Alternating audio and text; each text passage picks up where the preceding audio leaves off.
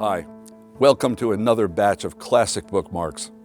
A couple of years ago, we realized that we had been producing Bookmark for 30 years, some 425 episodes. To celebrate, we chose 15 shows to enhance and broadcast. The reception has been terrific. Viewers got a real kick out of seeing or re-seeing the conversations with Toni Morrison, Ray Bradbury, William Styron, Alexander McCall Smith, and many others. So, we have chosen another 15 shows from the archives. Interviews with George Saunders, Margaret Atwood, E.O. Wilson, Walter Mosley, Albert Murray, James Haskins, and 9 others. Of course, we are continuing to produce new shows with new writers and old writer friends. But in the meantime, we hope you enjoy watching these classics as much as we enjoyed making them.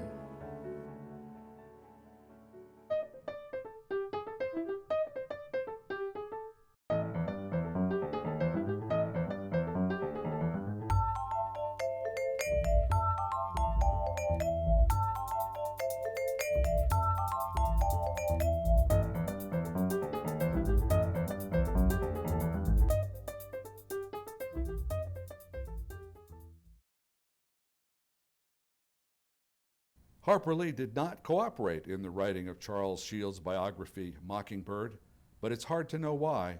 Almost everything we learn is good. Shields has chosen Kurt Vonnegut as his next subject. I spoke with Charles Shields at On the Brink, the annual conference for writers and readers at Jacksonville State University. Mr. Shields, I'm so glad you could come in today. Thank you. I've actually had the pleasure of hearing you speak about your book a couple of times. I've sat in the audience and heard other people ask you questions about Mockingbird. So you're trying. Well, it is. It's a good biography, and I enjoyed reading it, and I'm looking forward to asking a few questions about it. But first, before the book, this is, in a sense, your debut into Southern letters. Right. Where have you been previously? What have you been doing? Where have I been? Where were you born? Where were you raised? Where did you go to school? Okay, I was born in Philadelphia. My father was a journalist for the Philadelphia Bulletin. Eventually, we moved to Chicago when he became a public relations man for Ford Motor Company. And then he went back into journalism because public relations didn't suit him, but we stayed in the Chicago area. And I spent most of my adult life there. I got a bachelor's in English from the University of Illinois and a master's in American history from the University of Illinois. And then I taught for 20 years. I taught high school. And I stayed in the field until 2 things happened. One, my children left high school, or my younger son actually was about ready to enter. And secondly, I felt that I had done all I wanted to do. You see, when I was about 15 years old, I had 2 ambitions. One was to be a writer, and one was to be a teacher. And as I was coming up on 50, late 40s anyway, I realized that I had not done enough yet in the way of writing, although I'd done a lot in the way of teaching. So I stepped off teaching in 1997. I resigned. And a number of my colleagues came up to me and said, maybe you should just take a year off and rest. I mean, you've invested so much time writing. That's really so bohemian, isn't it? I mean, at your stage of life? After 20 years of teaching, you're going to need more than 1 year of rest. I did Right. a little of that, and it's exhausting. Sure. So first I started writing for the audience I knew, which was young people. And over the course of 5 or 6 years, I wrote 20 biographies aimed at the 7th through 9th grade reading set. I mean, these are 20,000 word biographies for kids who need a book on a very rifled kind of topic. For example, Captain Cook and the Exploration of the Pacific, John Cabot in North America, the life of Mahatma Gandhi. I did one on Martha Stewart. Much to my surprise and chagrin, it was reviewed in the Atlantic. I was stunned. Had she been to prison yet? No, those were her pre-prison days, pre-incarceration days. But I enjoyed them. The problem was that after a while they became formulaic. Sure. There wasn't much time to get into character or the arc of their lives or anything. It was just event. But it did hone my writing style, and I learned how to do some good research. And I decided it was time to trade up and do an adult biography, and so naturally I picked one of the hardest topics possible, which was Harper Lee. When you, of course, that's a logical question. Why of all the immense number of possibilities you chose Miss Lee, but what process went into that? Did you look for someone who had not been written up? Did you look for was she a favorite of yours as a writer, or was it that she had just never been biographied? I can't deny that there's a little area of my brain that has a marketing sense, okay? Sure. So when I'm thinking about a title, I'm thinking about who hasn't been done. Right. Does America really need another life of Benjamin Franklin? And so I was looking for someone who hadn't been done before. But I thought back on people who intrigued me. And when I was teaching high school, my kids would always ask me more about the author. Is Harper Lee a man or a woman? Is he or she alive or dead? How autobiographical is this? I mean, is the author scout? Did all this happen? And then if you go to an encyclopedia, you'll find precious little about the author. You'll only find the bare bones, that she was born in Monroeville, Alabama in the late 20s, and she had 3 siblings, and her mother and father lived at home, and her father was an attorney. And from then, the information goes in all different directions, you know. One encyclopedia will say she went to Oxford University for a year on a Fulbright. Another one will say, nope, she only went for a semester. Actually, she only went as part of a summer student exchange program. And of course, all of them agree that she's a direct descendant of Robert E. Lee, which she is not. Which she is not. No, no, no. When you were getting ready to begin, at what level of consciousness were you operating at in terms of the resistance that you? I mean, it was pretty well known she didn't give interviews. Right. It was a pretty cold trail. She hasn't given any since '65. Right. Did you expect to get an interview? Well, you know, I guess, I don't know if I'm just not very clever or if I'm a great optimist or what, but it's almost like that remark by E.L. Doctorow, writing a book is like driving with your headlights on in the dark. If you keep going, you'll get there. You can only see what's in front of you, but if you keep going, you'll get there. And at first I thought, I'll shoot for a young adult book, 20,000 words. I can certainly scare that up. And after 18 months, I felt I was ready to cross the Rubicon. I thought, if I talk to enough people who knew her, maybe I can piece together some kind of mosaic, whether I can get her to cooperate or not. And of course, my whole idea to get her to cooperate was torpedoed when someone in Manhattan took it upon themselves, somebody in an editorial office took it upon themselves to mail her the complete proposal of my book in advance of my getting to her. Oh, so she didn't hear about it from you No, first. she heard about it on the QT. Oh, that's too bad. And it is too bad because it poisoned the well right away. I mean, what she got in the mail FedEx was a 100-page proposal for a book about her life with 2 sample chapters, a list of people from her past that I planned to talk to that I'd already been in contact with. And at that point, she figuratively crossed her arms and said, I won't, you know, and you can't, and I'll do what I can to stop him, I suppose. And in fact, she did call a number of people on my critical mass list of 50 people I wanted to talk to and asked them to please not speak to me. All that meant was that I had to really, really redouble my efforts. And at the end of 4 years, I had talked to hundreds of people, anybody I could find. We're not going to out anyone here. No. That's not me. That's certainly. not our aim. But okay. I mean, obviously, she's in control of herself. She'll decide whether she's going to give an interview or not. Right. And she did, in fact, contact a number of her friends and acquaintances and ask them not to speak.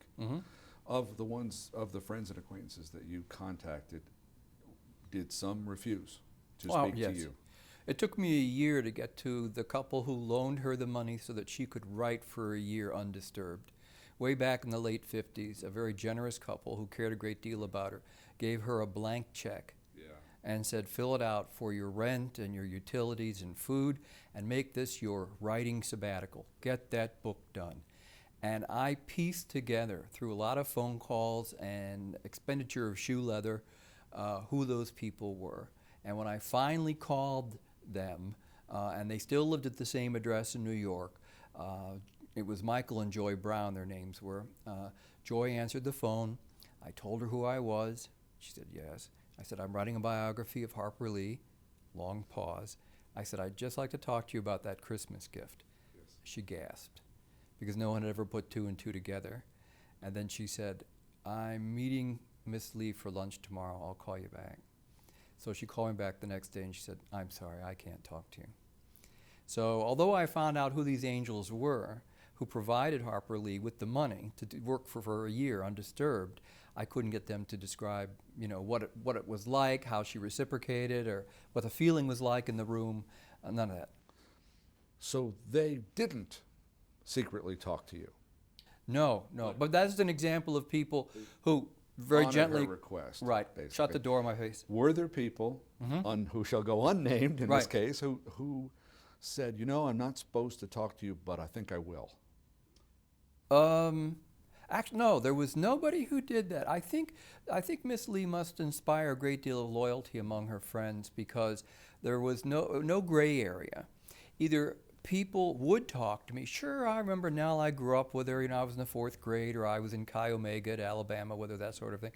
Or there were people who said, no, I'm sorry, I can't. She's a very good friend of mine, and she's a private person. I was never able to persuade anyone who was reluctant at first. Okay. Did you go to Monroeville? Several times. Yeah. Now, I will offer a hypothesis here, and you can tell me Okay. how accurate you think this is. All right. There's not a lot to learn about Harper Lee and To Kill a Mockingbird from going to Monroeville.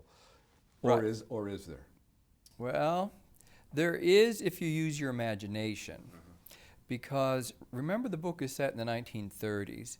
And at that time in the South, the southern part of the United States had the fewest number of libraries, the fewest number of subscribers to newspapers, the lowest level of education, fewest number of telephones and radios in a household, fewest number of automobiles.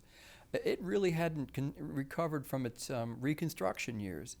And so when you go to Monroeville and you see a town that, and I won't make myself loved by saying this, but when you see a town that is a little on the ropes and is trying to come back, even now, you realize that this is probably similar to the atmosphere that she experienced when she was a child. Now, Monroeville peaked, you have to understand. In the 1960s, it was doing really, really well. There was a large industry there that has since left. So time and economics has not been kind to Monroeville. But it is a time capsule in a Yes. sense. It's changed little enough so that one gets the feel of Mockingbird. Mm-hmm. Yeah. Yes. Yeah, I think we go often to Monroe. There's an annual conference there dedicated to Alabama writers, and we're there often. And it's- of course, it's- walking into the courthouse. That's. I mean, it's almost an American shrine. Let me ask you a quick question about that courthouse. It just comes to my mind. There are people who will tell you that obviously the book won the Pulitzer Prize on its own, but there are lots of people who will tell you, and I'll bet told you literally, that the huge success of that book over time is largely due to the successful movie, the wonderful movie. What do you think about that? The movie and the book aren't the same. I know that. There are But- scenes. There are scenes in the book that don't appear in the movie. All I have to do is compare this fact. For example, the trial in the book is 15% of the entire book. The trial in the movie is 30%. Atticus looms much larger on the screen than he does in the book. So it's not an apples to apples comparison. What makes the book endure is the fact that it meets the standard of great art, which is that it has a powerful universal theme that appeals to human beings, the desire for justice. Whether it's for the strange man down the street who people make things up about, or whether it's about the marginalized person on the edge of town who has lived a good life and has been kind to people and is nevertheless pilloried because of who he is. Yeah. The question that Miss Lee grew to hate after the publication of To Kill a Mockingbird was, where's your next book? Why isn't there a second book? Now, some of that, and many people think that she never wrote another word. But of course, that's not true, as you've demonstrated. Well, she only has herself to blame for that, because up until 1964, she said she was working on a second book. And she often told reporters that she was working on a second book that would probably be set in the South, and it might even involve the same characters. And a young fella named Don Lee Keith, who was working for the Delta Review, I think it was called, which was a sort of a student literary magazine, came over to her house one day in Monroeville. This was about 1964, and here's Nell at the typewriter with a stack of manuscript next to her, and for all the world, it looks like things are just going along swimmingly. Yeah. So she was at work at something, all right? But by mid-1970s, the community that supported her had melted away. You know, in our lives, we have those periods of consilience when things just all seem to come together, whether it's the right marriage or the right instructor, or we're living in the right part of New York or something. She had a supportive agent. She had Truman Capote to look over her manuscript for her.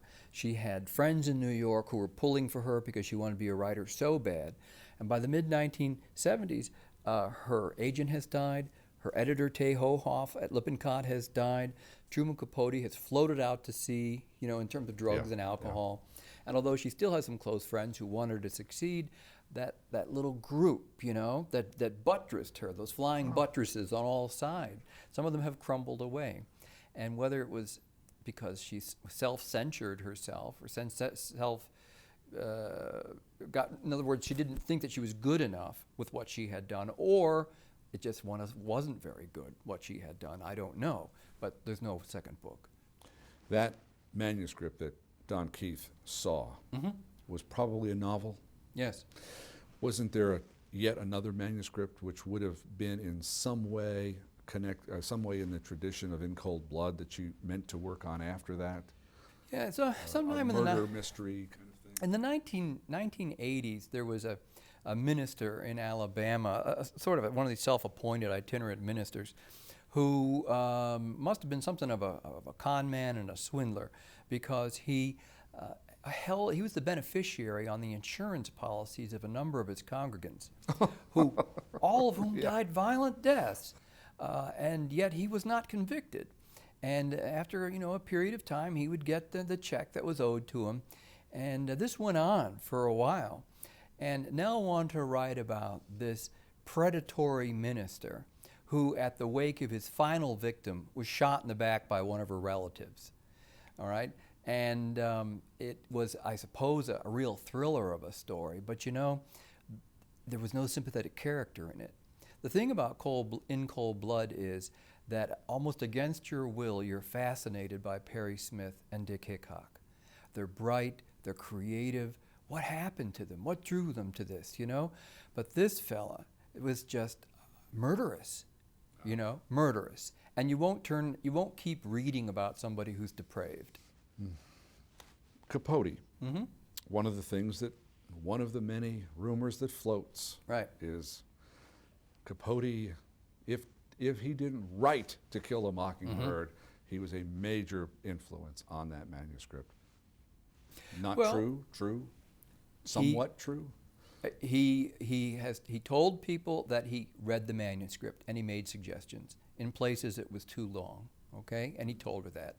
And she told people that Truman had read the manuscript and made suggestions. They were friends. They were both writers. But I talked to the son-in-law of Nell Harper Lee's editor, Tay Hohoff. Her son-in-law's name is Grady Nunn, and I believe he lives in Atlanta. This is a while ago that I talked to him. And I said, what about that rumor? You knew the relationship between those women. And he said, first of all, Nell has too much integrity to try and slip in a ghost author, okay? And secondly, those two women had more than a professional relationship. They had a mother-daughter relationship. Tay was in her 60s, and Nell was in her early 30s, and Nell used to go over there just to spend time with her. Her editor was her friend. So the idea of deceiving her is impossible. And the third thing is, of course, Truman was a braggart. If he had anything to do with that book, we would have heard about it. Well, right. All right, let me ask a question to which I don't know precisely what elements of the answer you want to bring forward. But let's just say Miss Lee did not want your book written. She did not want that biography written. Right. And people in the literary gossip world who knew you were working on this book and knew it was forthcoming said, wonder what it was she's afraid of. I wonder what it is that he's going to find out that he's going to tell everybody, and then there's going to be a big embarrassment. Mm-hmm. I read your book, very informative, tells me a great deal about her childhood, her education, her years in New York. What is it that I might have seen in your book that would have been shocking, or something that Miss Lee would not want to be there? Well, Miss Lee has, like all of us, has dark areas in her life, all right? None of us is born with a blueprint about how to be perfect human beings or how to avoid all mistakes. So occasionally I would run across things that she said, or things that people said that she did, or behavior that might not reflect well on her. But I could never get enough people to agree on those things that I felt that I could make it a fact. In other words, I would hear the idle remark, all right, but that person just might not like her. Or I would hear an accusation about behavior from someone. But once again, I couldn't find enough people to establish it as a fact. So here was my rule of thumb. If I couldn't corroborate it, and secondly, if it didn't have a darn thing to do with the writing of To Kill a Mockingbird, if it didn't seem to influence the creation of the book, for which she's mainly known, I didn't include it. You see, if she had a love affair that broke her heart and she stopped in the middle of the novel, I'd have to address that. But nothing like that happened. No. Tell me the little story, I guess quickly, but one of the things I certainly did not know is the throwing of the manuscript out the window. That's a wonderful bit. Yes, every frustrated writer should remember that moment. She had been working on the book, and she often described writing for her as building a house out of matchsticks. And she was living in a little cold water flat on Yorkville Avenue in New York. And for a desk, she had a door that was propped over some concrete blocks, And she would write and write and write and write. And like a lot of us who have written fiction or written anything at length, after a while, it's almost as if it were in Swedish. I mean, you look at it, and it ceases to make sense. It's just a lot of letters on a page. Well, she reached that point one night in the winter, probably about 1958 or something like that. She had 2/3 of the manuscript on the desk next to her. She was reading and rereading this page she'd been working on, and she took it out of the typewriter, put it on the manuscript, picked up the whole manuscript, what would become one of the most popular books of the 20th century, walked over to the window and threw the whole thing out in the alley and slammed the window. Then she called her editor crying and said, "I'm done. I guess I'm not a writer because I no longer know what this is supposed to sound like. There's no humor left in it. All the blood's leaked out of it. It's just not worth it." But Mrs. Hohoff, who had been through a number of situations like this with young wannabe writers, knew this was just a dark hour and said to her, "Look, we have spent too much time on this for you to give up now. We've gone over every word in that manuscript. Go out into the alley, pick it up, bring it back in." So dutifully, Nell put on her coat and picked it up, retyped the pages that were ruined, and kept going. But for one dark night there, in the late 50s, To Kill a Mockingbird was blowing down the alley. It's wonderful to think of American literary history taking a little turn there. Yeah, right, yeah. If it had been swept away, well, things we don't know. She would have written something else, would have written that again. Who can tell? What did you, in the course of your several years of studying the character, personality of this woman? Yes. Because it is a book about her. It's not a book about the novel. Right. What's little congregate of questions? I mean, what did you learn that you didn't think you were going to find out? And finally, what impression of this human being? You're the biographer. You're as close to an expert on this personality as there is alive. I guess so. Well, what surprised you, and what are your conclusions? I was surprised by what a consistent nonconformist the woman is. From the time that she was a 7-year-old hanging upside down from trees in Monroeville with overalls on, to now when she's an 81-year-old woman who pretty much speaks her mind and does what she wants. She has lived her life the way she wants to, and that takes a great deal of courage to go your own way. She is a female Thoreau in that regard, and she out Thoreaus Thoreau. She's quite an exceptional person. Another thing that I discovered was that how much she helped Truman on In Cold Blood, which he never acknowledged. And I think it was really something of her not to blame him for that, but just to internalize the hurt and keep on. She could have made a big deal about it, but she didn't. And really, it's those two things that surprised me, her nonconformity and how much she helped with In Cold Blood that really delighted me, and it made the book worthwhile. It would be fun, wouldn't it, for either one of us to ask her, what's it like to see yourself portrayed on screen? Because now it's twice in the last 3 years. Yes, exactly, right. And people ask me what I think of those performances. I wish Catherine Keener and Sandra Bullock could be combined because they capture two sides of her. Catherine Keener is intellectual, and she's moral, and she's the little voice of conscience whispering in Truman's ear. That's true of Nell Harper Lee. But Sandra Bullock got the more lyric lines.